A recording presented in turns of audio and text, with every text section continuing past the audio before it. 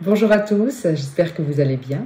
Aujourd'hui, j'avais envie de vous parler des examens qui sont à faire lors de votre grossesse. Tout d'abord, je me présente, je suis Angélique, je suis accompagnante périnatale depuis une dizaine d'années et j'ai eu la chance de faire naître mon fils dans sa chambre. Un pur bonheur. Donc, nous allons parler des examens que vous deviez faire pendant votre grossesse pour voir si tout va bien. Vous allez avoir 7 examens à faire pendant votre grossesse. Le premier, le deuxième et le troisième vont être les mêmes pour voir l'évolution. Donc, vous allez avoir déjà la détermination de votre groupe sanguin et votre rhésus qui sont vraiment très importants. Vous allez avoir le dépistage de la syphilis, de la toxoplasmose ainsi que la rubéole. Souvent, si vous n'avez pas eu la rubéole, on va vous demander si vous voulez vous faire vacciner. Rien n'est obligatoire, c'est à vous de décider. Et on va faire tout ce qui est l'AGHBS ainsi que ces antigènes-là.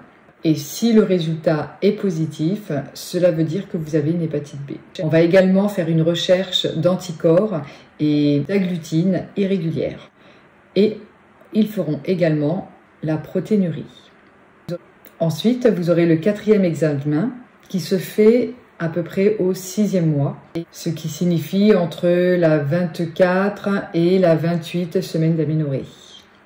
Là, on va vous faire la numérotation globulaire, ce qui permet de compter la quantité de cellules dans votre sang, ce qui va vous permettre de voir si vous avez un problème tel que l'anémie, donc qui est un manque de fer.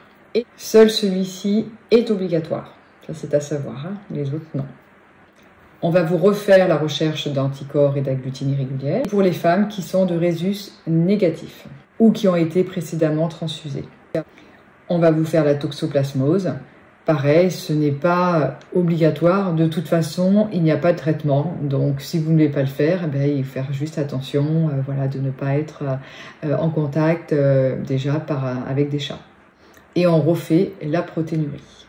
Et ensuite, vous avez l'examen 6 et 7 qui se font au 8e et au 9e mois, où l'on va faire encore une fois la protéinurie, la toxoplasmose, toujours pas obligatoire, hein, comme je vous l'ai dit, et comme on a dit, si vous êtes de rhésus négatif, on va vous refaire la recherche d'anticorps et d'agglutine irrégulière.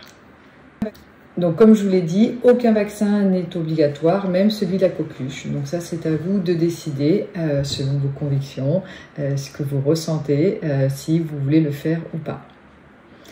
Ensuite, il y a d'autres examens que vous pouvez faire en plus.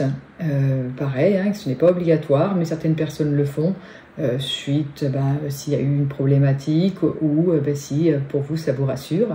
Donc, vous avez évidemment le VIH, recherche d'infection urinaire. Donc, si vous avez des infections urinaires, sachez que vous pouvez la traiter par homéopathie. Et certaines personnes font le frottis, mais on ne vous le conseille pas parce que ça peut abîmer le col de l'utérus.